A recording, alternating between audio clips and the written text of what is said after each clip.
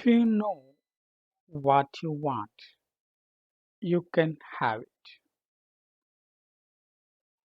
The man who wrote this book is highly successful and widely known for his generosity and helpful spirit.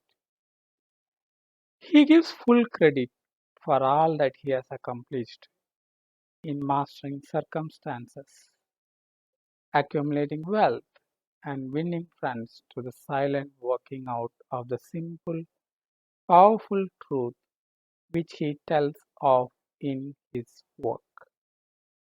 He shows you are here an easy, open road to a larger, happier life, knowing that the greatest good comes from helping others without expecting praise.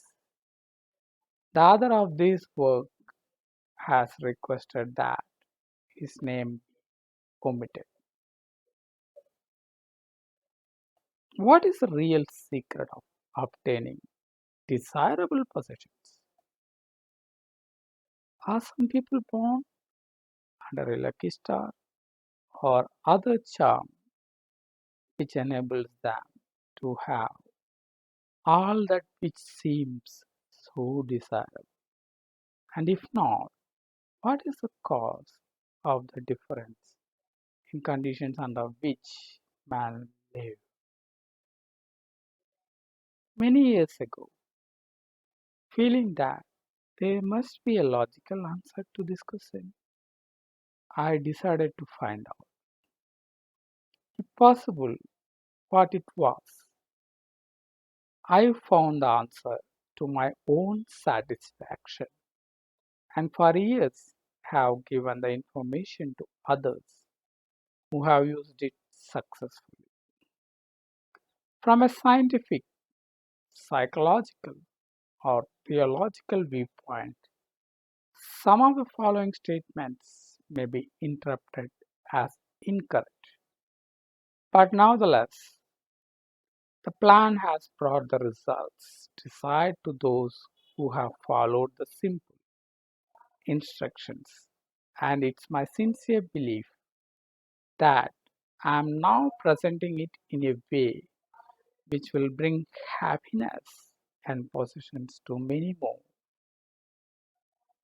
If fishes were horses, beggars would ride, is the attitude taken by the average man and woman in regard to possessions.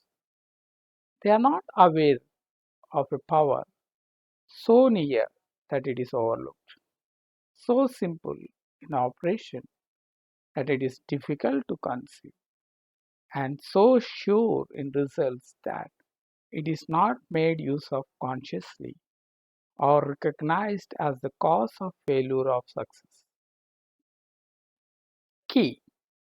I wish that were mine, is the outburst of Jimmy, the office boy, as a new red roadster goes by, and Florence, the telephone operator, expressed the same thought regarding a ring in the jeweler's window, while poor old Jones, the bookkeeper, during the Sunday stroll, replies to his wife, "Yes, dear, it will be nice to have a home like that, but it is out of the question. We will have to continue to rent." Landau, salesman, protests that he does all the work, gets a short end of the money, and will someday quit his job and find a real one. And President Bondum, in his private sanctorium, voices a bitter tirade against the annual attack of hay fever. At home, it is much the same. Last evening, father declared that daughter Mabel was headed straight for disaster, and today, mother's allowance problem and other trying affairs fade into insignificance as she exclaims, "This is the last straw." Robert's schoolteacher wants to see me this afternoon. His reports are terrible. Hmm. But I'm late for bridge now. She'll have to wait until tomorrow. So goes the endless stream of expressions like this from millions of people in all classes who give no thought to what they really want and who are getting all they are entitled to or expect. If you are of these millions of thoughtless talkers or wishers and would like a decided change from your present condition, you can have it. But first of all, you must know what you want, and this is no easy task. When you can train your objective mind, the mind you use every day, to decide definitely upon the things or conditions you desire, you will have taken your first big step in accomplishing or securing what you know you want. To get what you want is no more mysterious or uncertain than the radio waves all around you. Tune in correctly and you get a perfect result. But to do this, it is of course necessary to know something of your equipment and have a plan of operation. You have within you a mighty power, anxious and willing to serve you, a power capable of giving you that which you earnestly desire. This power is described by Thomson J. Hudson, PhD, LLD, author of The Law of Psychic Phenomena, as your subjective mind. Other learned writers use different names and terms, but all agree that it is omnipotent. Therefore, I call this power God in us. Regardless of the name of the great power or the conscious admission of a God, the power is capable and willing to carry to a complete and perfect conclusion very earnest desire of your objective mind. But you must be really in earnest about what you want. Occasional wishing or half-hearted wanting does not form a perfect connection or communication with your omnipotent power. You must be in earnest, sincerely, and truthfully desiring certain conditions or things, mental, physical, or spiritual. Your objective mind and will are so vacillating that usually only wish for things, and the wonderful, capable power within you does not function. Most wishes are simple vocal expressions. Jimmy the office boy gave no thought of possessing the red roadster. Landon the sales was not thinking of any other job or even thinking at all. President Bondum knew he had hay fever and was expecting it. Father's business was quite successful, and mother no doubt brought home first prize from the bridge party that day. But they had no fixed idea of what they really wanted their children to accomplish, and were actually helping to bring about the unhappy conditions which existed. If you are in earnest about changing your present condition, here is a concise, definite, resultful plan with rules, explanations, and suggestions. The next chapter will continue. The plan. The plan. Write down on paper, in order of their importance, the things and conditions you really want. Do not be afraid of wanting too much. Go the limit in writing down your wants. Change the list daily, adding to or taking from it until you have it about right. Do not be discouraged on account of changes as this is natural.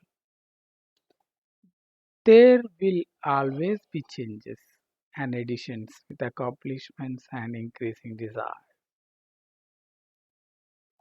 Three positive rules of accomplishment. Number one, read the list of what you want three times each day, morning, noon, and night. Think of what you want as often as possible. Do not talk to anyone about your plan except to the great power within you, which will unfold to your objective mind the method of accomplishment. It is obvious that you cannot acquire faith at the start. Some of your desires, from all practical reasoning, may seem positively unattainable, but nevertheless, write them down on your list in their proper place of importance to you. There is no need to analyze how this power within you is going to accomplish your desires. Such a procedure is as unnecessary as trying to figure out why a grain of corn placed in fertile soil shoots up a green stalk, blossoms, and produces an ear of corn containing hundreds of grains, each capable of doing what the one grain did. If you will follow this definite plan and carry out the three simple rules, the method of accomplishment will unfold quite as mysteriously as the ear of corn appears on the stalk, and in most cases, much sooner than you expect. When new desires deserving position at or about the top of your list come to you, then you may rest assured you are progressing correctly. Removing from your list items which at first you thought you wanted is another sure indication of progress. It is natural to be skeptical and have doubts, distrust, and questionings. But when these thoughts arise, get out your list, read it over, or if you have it memorized, talk to your inner self about your desires until the doubts that interfere with your progress are gone.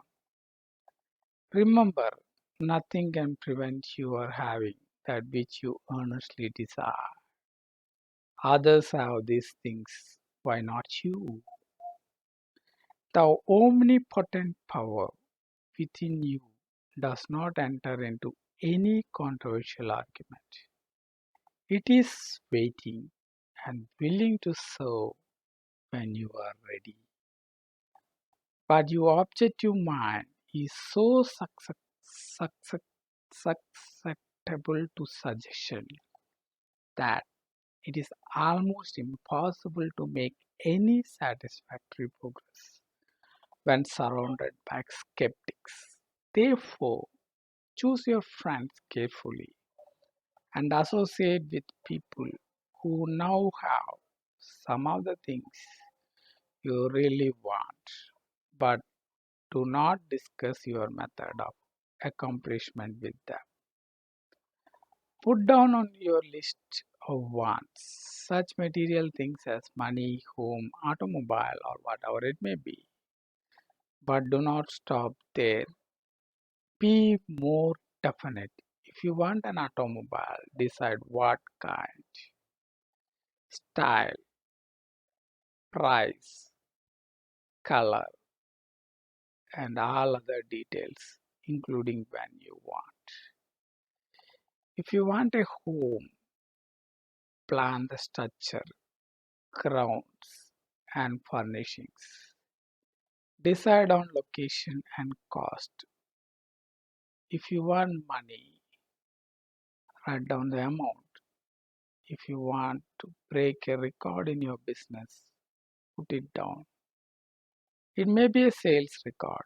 If so, write out the total, the date required, then the number of items you must sell to make it. Also list your prospects and put after each name the sum expected. This may seem very foolish at first, but you can never realize your desires if you don't know positively in detail what you want. When you want it, if you can decide this, you are not in earnest. You must be definite, and when you are, results will be surprising and almost unbelievable.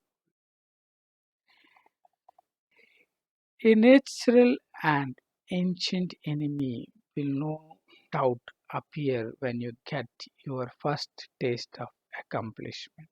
This enemy is discredit in form of such thought as it can't be possible, it just happened to be. What a remarkable coincidence. When such thoughts occur, give thanks and assert credit to your omnipotent power for the accomplishment. By doing this, you gain assurance and more accomplishment, and in time prove to yourself that there is a law which actually works at all times when you are in tune with it. Sincere and earnest thanks cannot be given without gratitude, and it is impossible to be thankful and grateful without being happy. Therefore, when you are thinking your greatest and best friend, your omnipotent power, for the gifts received, do so with all your soul and let it be reflected in your face. The power and what it does is beyond understanding. Do not try to understand it, but accept the accomplishments with thankfulness, happiness, and strengthened faith.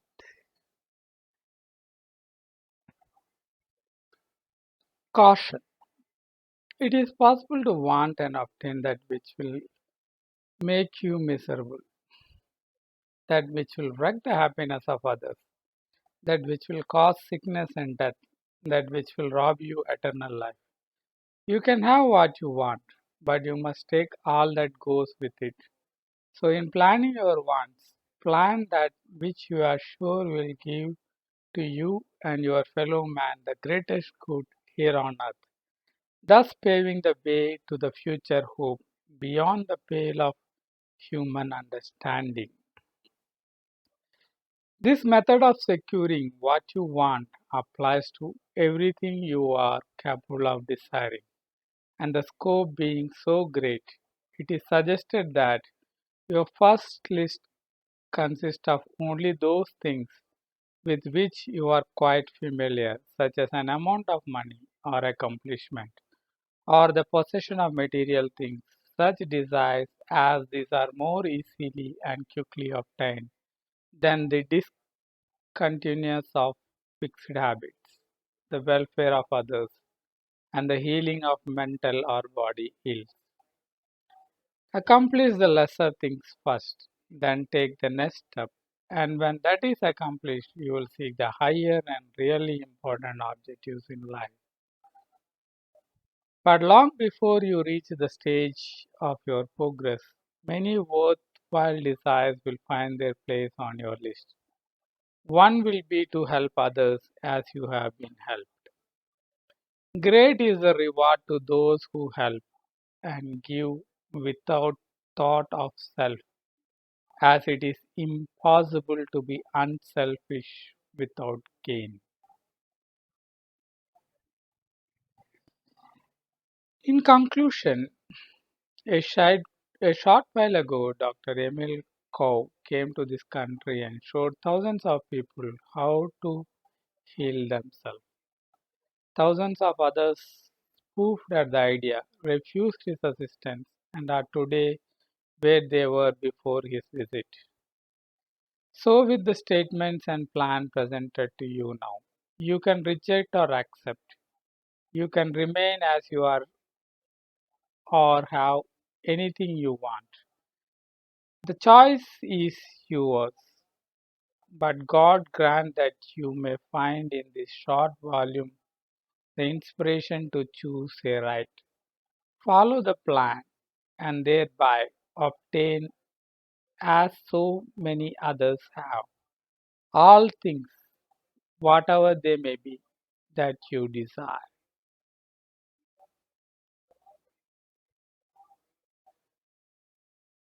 Memorize the three simple rules. Test them now. What you want most this minute.